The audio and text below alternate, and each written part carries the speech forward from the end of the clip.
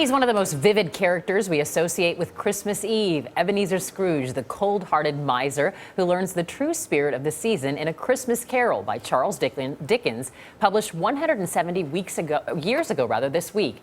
Dozens have taken on the role over the years. You said something, Mr. Cratchit? No, sir. Another sound out of you, sir, and you'll make this a truly Merry Christmas by losing your job.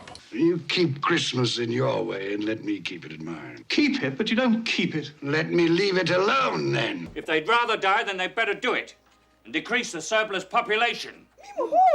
Every idiot who goes about with Merry Christmas on his lips should be boiled in his own pudding and buried with a stake of holly through his heart. A very Merry Christmas to you, sir. Christmas? Ha! Bah humbug!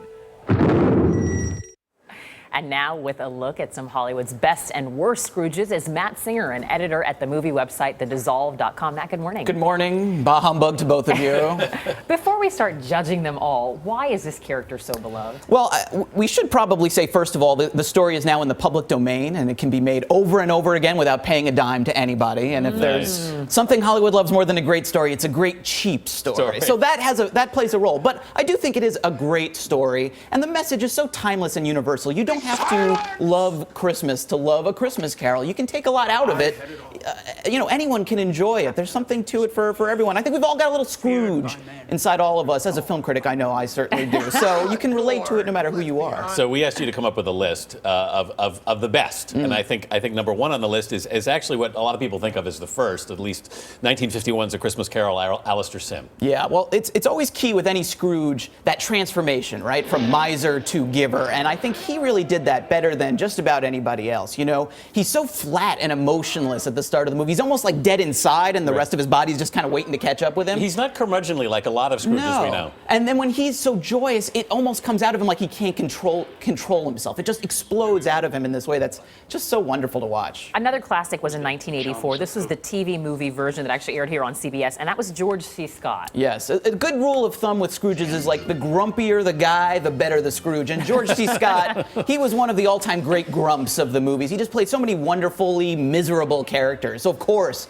he made a great Scrooge. And when you're a guy that's so miserable as he was in the movie, when that transformation takes place, it's just so much more satisfying. To go from yelling at children to dancing in the street in your pajamas. Right. If he can do it, anybody can, Then there's Patrick Stewart, who of course played Captain Picard on Star Trek The Next Generation, who in 1999, and I didn't see this one, played it on TNT. Yeah, this is odd. I didn't know about Yeah, it's not as well known, but it's a good one. I mean, Patrick Stewart, we think of him as Captain Picard, as Professor X, but we forget sometimes he is a brilliant Shakespearean actor, and that's what he brought to Christmas Carol, is he treats it like Lear or something. It's like a Shakespearean tragedy to him, and there's a weightiness to that version that's kind of not in all of the other ones. I don't associate Ebenezer Scrooge with the Muppets, but Michael Caine certainly did, Sir Michael Caine. Yes, and then the nice part about the Muppets there is, they're so lovable and joyous, and it's like, who couldn't love the Muppets? Well, Ebenezer Scrooge, of course. It instantly shows what a kind of a jerk he is, and he's a little bit of a softer Scrooge, Michael Caine, but it works because look at that, those big Muppets. Of course, he's going to be, look at him dancing. He's a little bit softer. I think it works for that version. Okay, now let's go to the worst. By the way, I want to put in a vote for Mr. Magoo. That was my favorite. It's a good one, too. But